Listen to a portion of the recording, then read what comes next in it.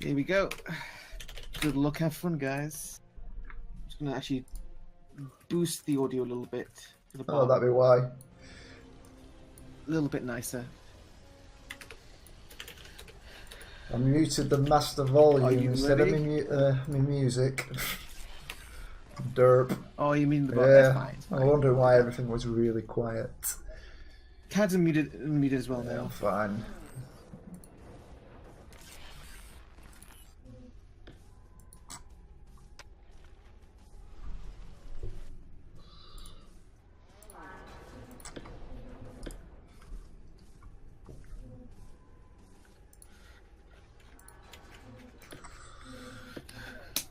Okay, so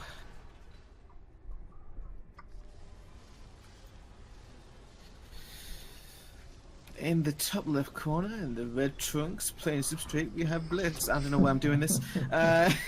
In the dark blue chunks, playing substrate is Arachnid. In the light blue trunks, again playing substrate is Venku. Everyone's substrate on the left side. Obviously, they're the winning team. If they don't win, I'm disappointed. Hang on a second. Sonic is playing PHC. Substrate, okay. PHC. Yep. So definitely, it's Team Blue. I'm gonna call them Team Blue because two of them are blue. Has got to win because substrate is obviously superior. Until the mysterious third faction that everyone knows really is going to be Martians, but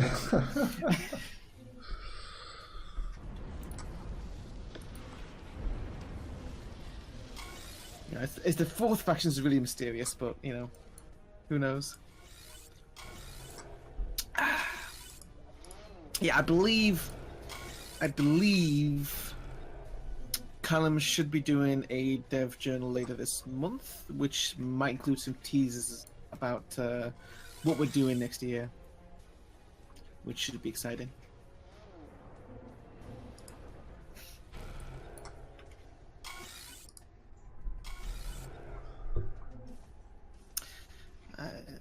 The next patch, I believe, is just a bit of a book fix and balance pass.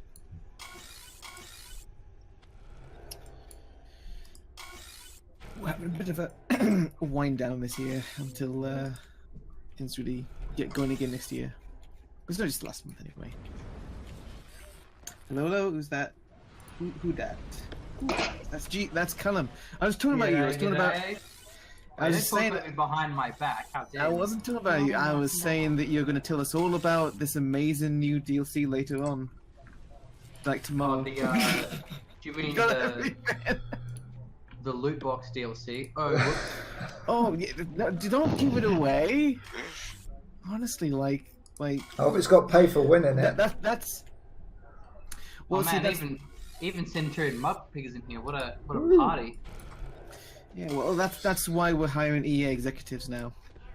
We need brilliant ideas. Yeah, I've actually been fired. I'm sorry, I've been replaced by EA executives. So this is my farewell to you guys all. It's been nice. Yeah. You guys doing the 3v3? Yeah, we just started, but basically doing an event for the next maybe about 3 hours ish. So if you want to chill out and join the next game, you can do. I've actually been going to bed at like a functional time, like a normal human being. Oh, don't do that. It's like about midnight normally when I go to bed, which is like 20 minutes ago. Where for a long period of time I was like going to bed at 4 AM or some shit like that. Yeah, you don't want to go to bed at normal time. Are you a bad influence?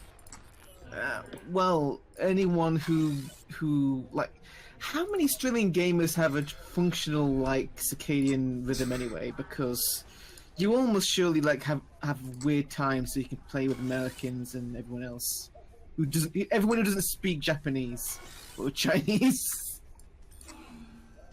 etc. I'm saying every Australian gamer must have a out of sync circadian rhythm because you must be trying to play games with people who speak English too. So you're playing with Americans, Canadians, etc. It's like you don't have a normal sleep pattern. Well, it's only Japanese. It's only strategy games that you play with people overseas. You can't play Like, oh, let's play Counter-Strike with my European friends. Oh, I have 300 ping. Oh. So, not many. That's kind of the good thing about RTS games, is that you can actually play over different regions, and it doesn't matter, or not Yeah, as much. as long as it anyway. isn't StarCraft. StarCraft is a bit more. Well, I mean, instantly I play on North America when I play StarCraft 2, and I get about 250 ping, and you know that's fine. Isn't there I'm not a pro? Isn't there a thing about Australian? Well, because everyone's not Korean, it's pretty much called a foreigner in the StarCraft scene. So, isn't there a thing about Australians being surprisingly good foreigners because they tend to play more with Koreans anyway? So it's kind of that skill falls a bit higher up than for like Americans.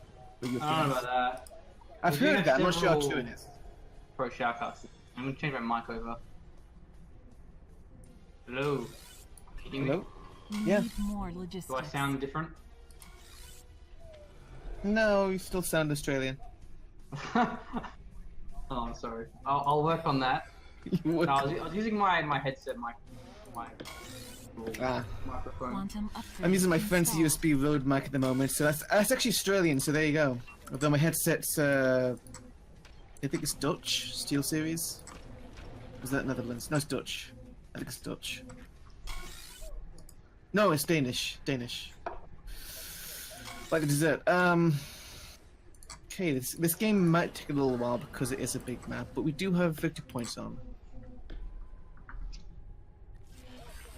Oh, I was telling the guys earlier as well that we're going to be hopefully adding some more like big team maps as well to the game. So, because they're always good for the events. Oh yeah. Yeah, there are big team game maps coming. I haven't revealed them. Yeah, it's sort of like new maps isn't really that exciting that it's worth. Like, I don't know. keeping I don't know, man. secret. I do get excited about those maps because we play on the same map so often. It's always nice to have something new with that. Yeah, Be like, well, oh, let's try problem, this. the problem with those large team game maps currently is there isn't any balanced symmetrical map. So you have to play on weird spawns where you have one guy who's right next to 3 AI opponents and then other guys are like in the back. So that Well, always play- kind of annoyed me. Yeah, we're playing one of the newer maps right now. The 6-player map, the desert one, Tanuki or something, Tanki.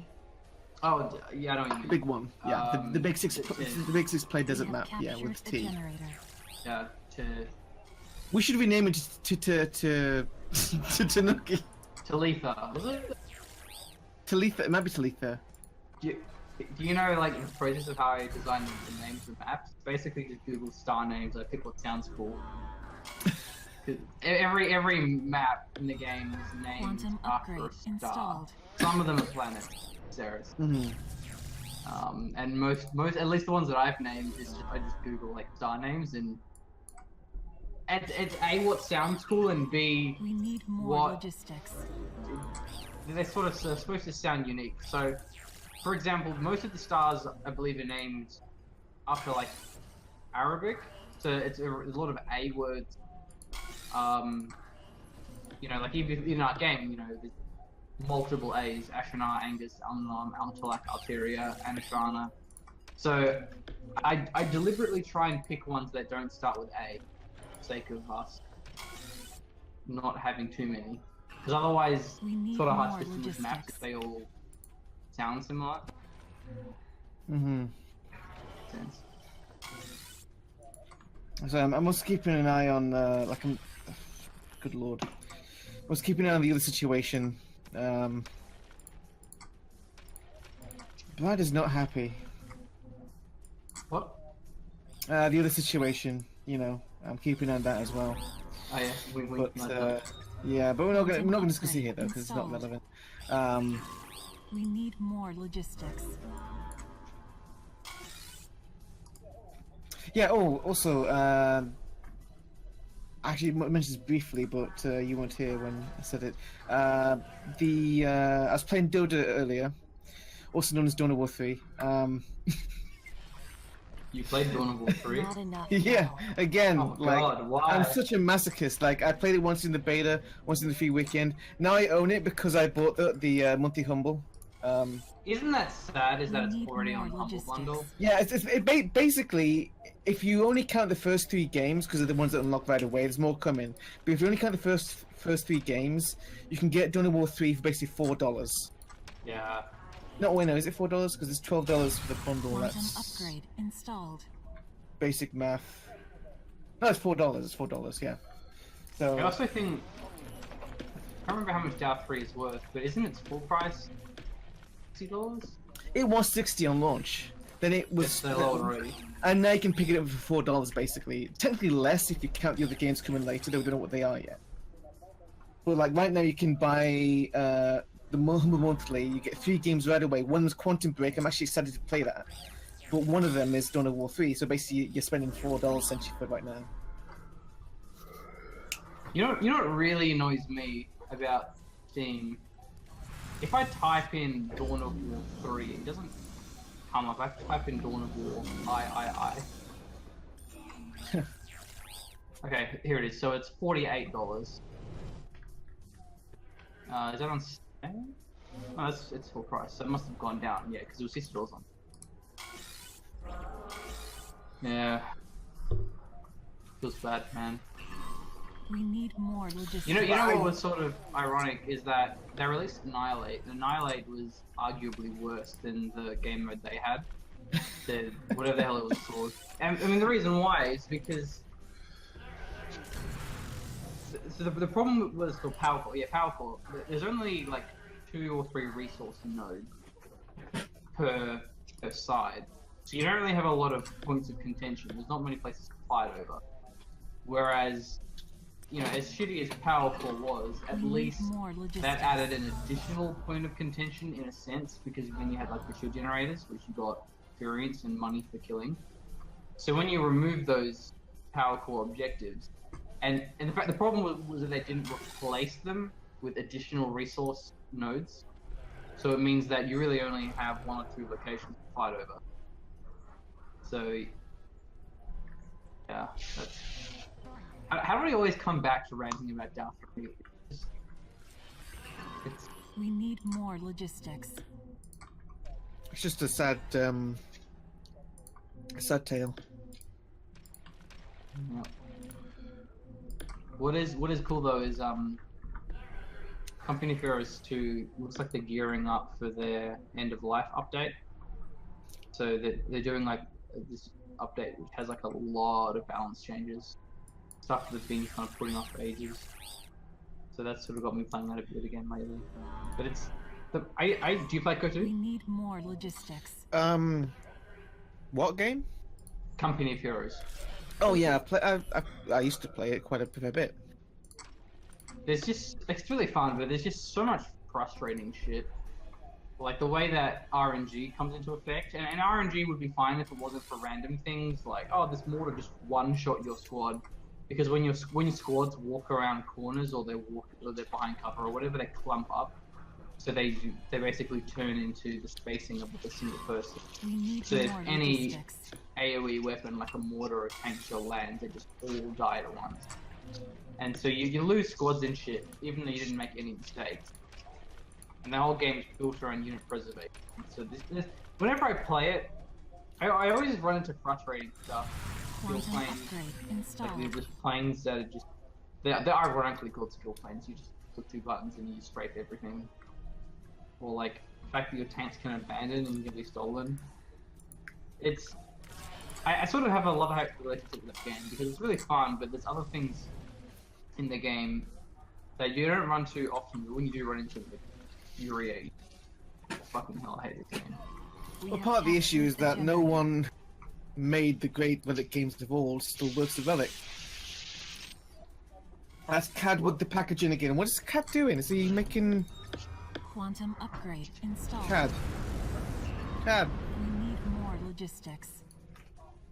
Oh, Cadus Yeah. like, always ask questions. I don't know why he's I think he's wrapping Christmas presents to me. Has everyone else like got a mic?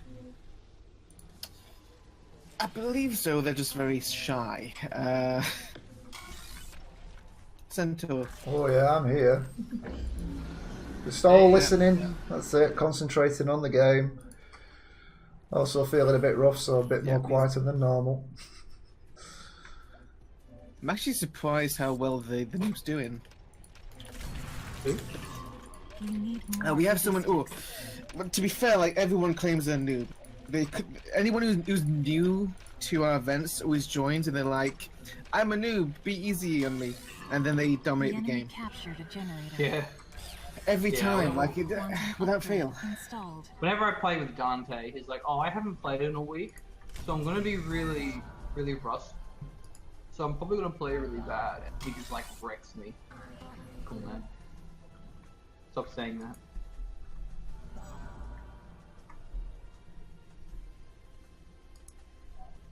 Alright, well, go head to bed then. It's late. I just wanted to say good day since everyone's on here. It's sort of cool. It's a shame no one else said anything, because it's kind of cool putting like a voice to a name. Well, in the case of CAD, we're putting tape. Hey. Venku actually does sometimes come on to Discord, but he's not done this time. Don't know why. Oh, this is from Galsu 3, isn't it? What? What is this from? This song, is this from Galsu? No, this music is from Grey Goo. It's Paklapaki. Oh, yeah. Specifically, Oh, this is the beta soundtrack. I actually hate. This is the main menu music. This might be one of the main themes, yeah. But basically, this is the beta theme selection, which had the best sound in a soundtrack in the game. But I never liked playing the beta though. Yeah, I know. It's one of those things. And that soundtrack was actually really good. Well, it's Paklapaki. I mean, most of the time, what he does is pretty good. Same with even 8-Bit Armies, like that game was absolute disaster. Yep. Soundtrack is really good. Why was it so funny? No, well, because that was I used to. Well, I still actually do technically, but I was, I helped them to build their community as a community volunteer, not as a paid employee or anything. It was quite fun actually talking to the developers of that game, because a lot of them are like really veteran RTS designers. Well, too bad they haven't made a good RTS game in like 15 years. Well, one of the guys was actually one of the people who made the Dark Crusade campaign. Oh, So that's cool. exactly, and of course people who worked on Experience and etc. back in the day, and obviously Empire at War and what's the other one? Universe at War. But yeah, like average games. I wouldn't say that, but Petroglyph has this issue where they have good talent, but they always somehow find a way to get either a bad publisher or just not the right project each time. And they also have this engine they keep trying to use. They're basically using the same engine they used for the very first game they made, Empire at War.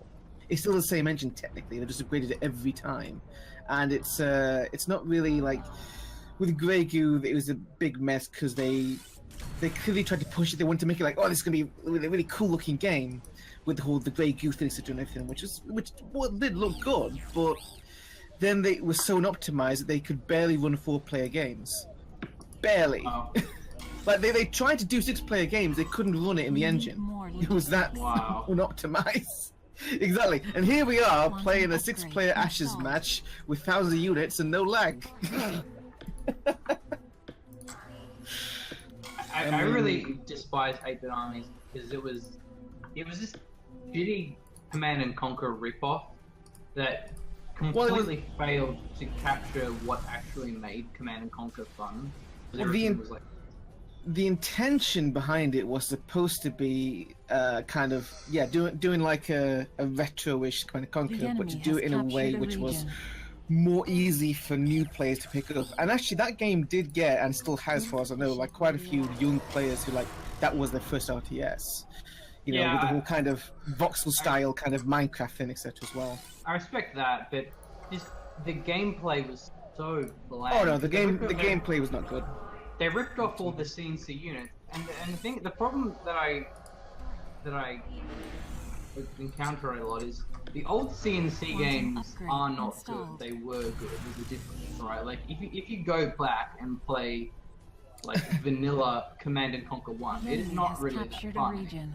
It's fun if you play like Open RA, you know, those. To an extent, yeah. Although I do think games age a lot better than some other games of the same like peer. Like you play some of the old like Unreal games. Ooh.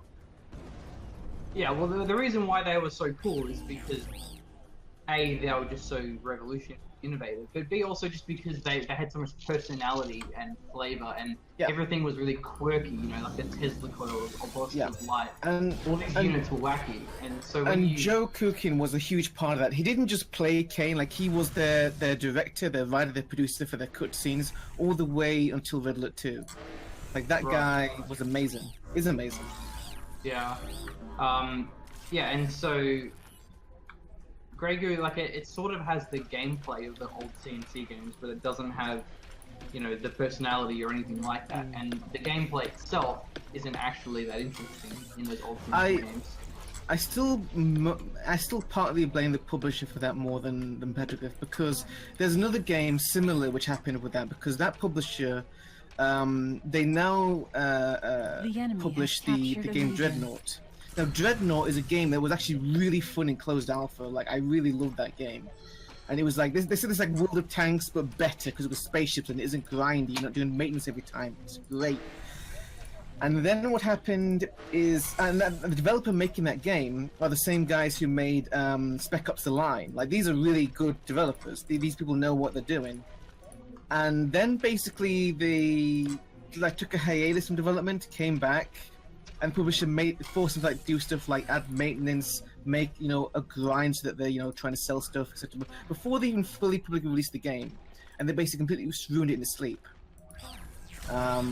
So that publisher, like Greybox, the publisher, I am not fond of. They've successfully ruined at least 2 games, which I think had a lot more potential than was allowed to exist ultimately.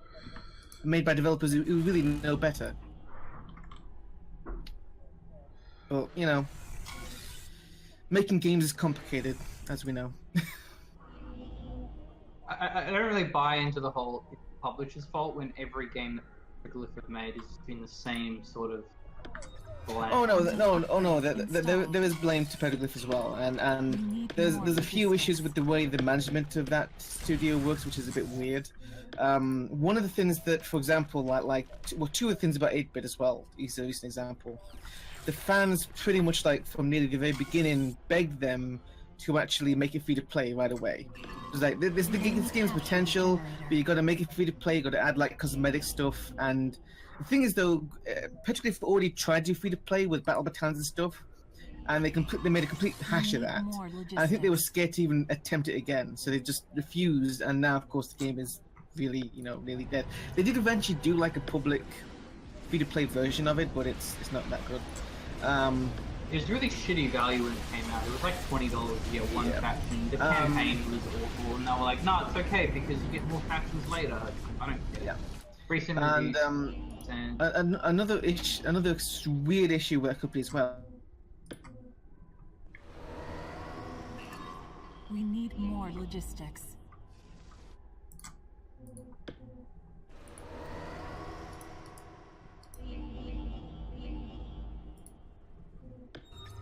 Quantum upgrade installed. Oh great.